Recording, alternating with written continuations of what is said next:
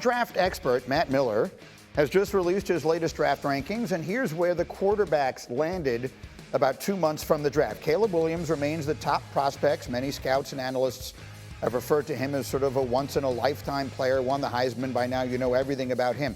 Jayden Daniels, the Heisman winner from this past year at LSU, is Matt's number 5 overall prospect. He's the only player ever with 12,000 passing yards and 3,000 rushing yards in his career. And then Drake Maye from Carolina is right after him, number 6 overall. He has been the subject of a fair amount of debate and disagreement as a prospect in this early stage of the evaluation. I need you to hear what our old friend Merrill Hodge had to say about Drake Maye. I wouldn't touch Maye. I wouldn't grab Maye. I wouldn't draft him in the first round. There's a bunch of things that bother me. He's extremely inconsistent as his accuracy, his processing inconsistent. He's not extremely athletic. I find him more stiff. He's got a longer throwing motion, which allows more hits in our league than he gets in college. So that was Merrill. Tim Hasselbeck, I will just sort of give you the floor. I know how high you are on Drake Maye as a prospect, and look, everyone is entitled to their opinions, but some of the things that he said there just didn't sound right to me. What was your reaction? Yeah, I'm going to text my old buddy Merrill and make sure he can find the ACC network to actually watch him a little bit more. I was just say this: the idea that he's not athletic, I have no idea where you can kind of come up with that assessment of Drake. I mean, look at this, moving to the left here. Ball gets ripped out of his hand to make that throw. That's super athletic for a guy his size. For perspective, in the last 2 seasons, he's rushed for over 1,500 yards. Caleb Williams has rushed for about 500 yards. To me, in terms of questioning his athleticism, I mean, there's really no other way for me to say it other than I think that's absurd. I think he is a remarkable athlete. And I've kind of talked about in terms of when you look at his size and athleticism and that combination, the rarefied air that I believe he will keep company with are guys like Justin Herbert and Josh Allen and Patrick Mahomes. You don't, in second overtime against Duke, you don't run a quarterback sweep with a guy that's a stiff athletically. You don't do that. You put the ball in your best athlete's hands, which is exactly what they did. And also this, in terms of inconsistencies, there's a change in coordinators between year 1 and year 2 as a starter for him. That's hard for any quarterback. And still over that stretch, he accounts for 78 touchdowns over those 2 seasons, both passing and running. He is an incredible prospect. That's fact. You might prefer Caleb Williams or Jayden Daniels. That's fine. That's your choice. But he is to say that he's not a first-round draft pick, that's wild, man. Really, really wild. Yeah, his brother is Luke Maye, by the way, for those who don't know. I mean, he's from a super athletic family. Luke Maye was a star basketball player at North Carolina. Harry, you cover the college game. Give me a quick reaction to this. Yeah, I think when you look at all 3 top quarterbacks, you're going to find inconsistencies in all their games. But when you talk about Drake Maye, as well as the other ones, all 3 of them are dual-threat quarterbacks. But for me, 2 years ago in 2022, Drake Maye led North Carolina in rushing yards, y'all.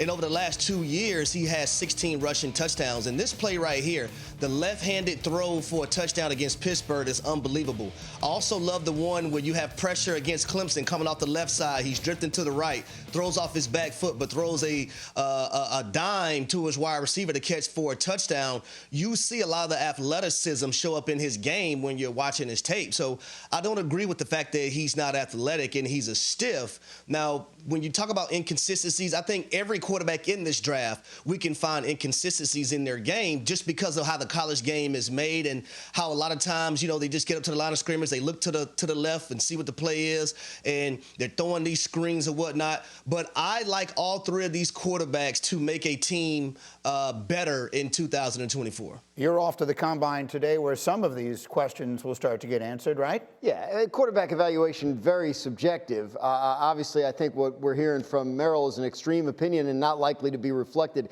in what ultimately happens. I think he'll be a high first-round pick. I don't think there's any doubt. I mean, Caleb Williams, I think at this point, I'd be shocked if he's not the number 1 overall pick. So the question is, what do you do at 2? What do you do at 3?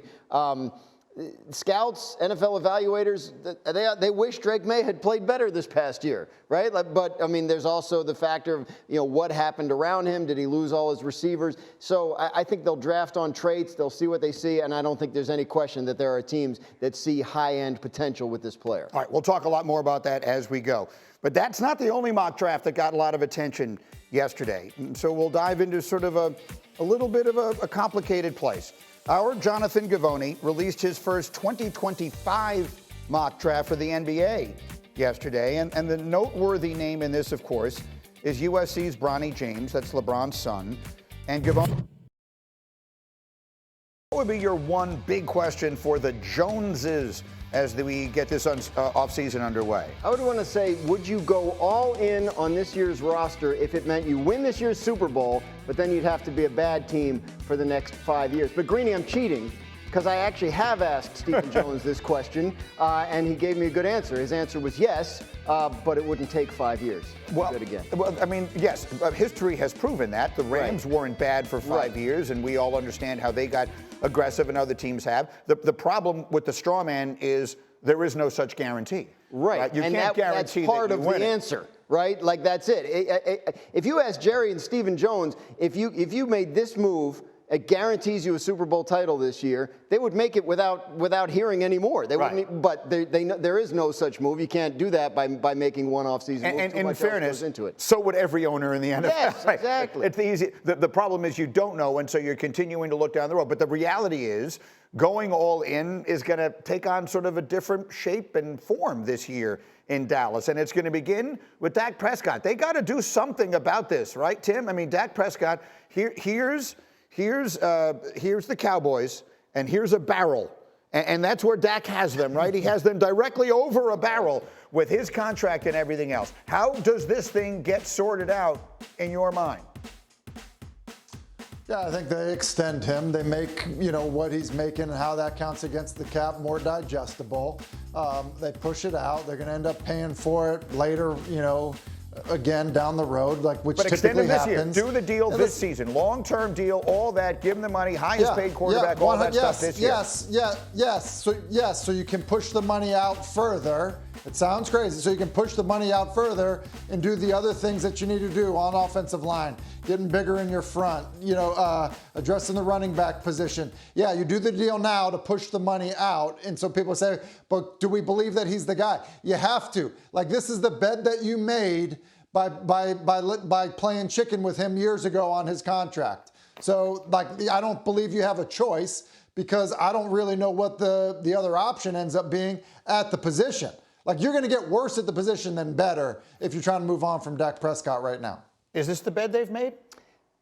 Well, yes, but I mean, he helped them make it, right? Like the idea that they can press a button and extend Dak Prescott's contract, I don't think history bears that out. Right. It was difficult the last time. It took 2 full off seasons to do it. They actually franchised him twice while they were trying to get it done. And part of that was, there's 2 sides to every negotiation.